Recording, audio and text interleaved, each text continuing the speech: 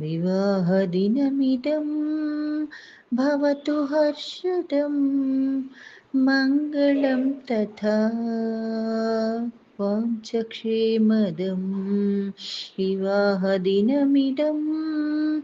भवतु हर्षदं मङ्गलं तथा वाञ्छक्षेमदं प्रतिदिनं नवं प्रेमवर्धतं शतगुणं कुलं सदा हि मोदतं प्रतिदिनं नवं प्रेमवर्धतं शतगुणं कुलं सदा हि मोदतं लोकसेवया